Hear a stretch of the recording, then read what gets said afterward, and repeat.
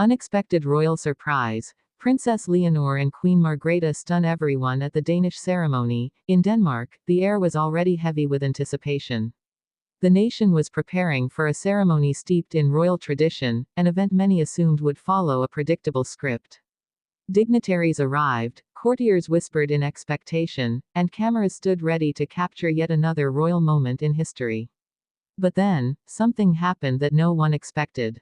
Princess Leonor of Spain and Queen Margrethe of Denmark stepped forward together, side by side, and stunned the entire world with what unfolded. The shock was not in their presence, they were, after all, expected guests, but in the gesture, the symbolism, and the undeniable bond that radiated between the young heir to Spain and the seasoned matriarch of Denmark. What began as a formal Danish ceremony quickly transformed into a powerful moment of unity that will be remembered for decades. Why did this moment matter?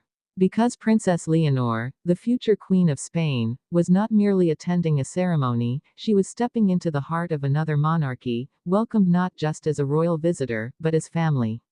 And Queen Margrethe, in an act that caught even her own courtiers by surprise, placed the spotlight on Leonor in a way that no one had anticipated. The ceremony itself had followed a careful rhythm until that point: speeches, blessings, and the usual formalities. Yet as Queen Margrethe rose, instead of delivering only her expected words, she turned toward Leonor and spoke with admiration, calling her not just a guest, but a symbol of the future of European monarchy. The hall fell silent, then erupted in applause. Cameras captured Leonor's face, a mix of humility and strength, as she absorbed the weight of Margrethe's words. What was truly stunning was the way Leonor responded. Rising slowly, with grace beyond her years, she gave a short but heartfelt acknowledgement. She spoke of her admiration for Queen Margrethe's lifelong service and of the inspiration she drew from Denmark's monarch. And then, without notes, without script, she spoke directly to the people present. She spoke of love, unity, and her belief that monarchies of the future must serve not as symbols of distance, but of connection. This, of course, set off ripples far beyond the palace walls. Analysts began to ask, had we just witnessed a passing of symbolic wisdom from Denmark's longest-serving queen to Spain's rising heir? Was this a quiet acknowledgement that Leonor, though young, has already captured the respect of Europe's most seasoned royal figures? But the surprises did not end there. After the formal ceremony, an unexpected scene unfolded. Queen Margrethe, instead of leading the recessional alone as custom dictated, extended her arm to Princess Leonor. The two walked out together, shoulder to shoulder, as the hall erupted once more in applause. That simple act was more powerful than any speech. It was a statement without words, a living bridge between generations, nations, and traditions.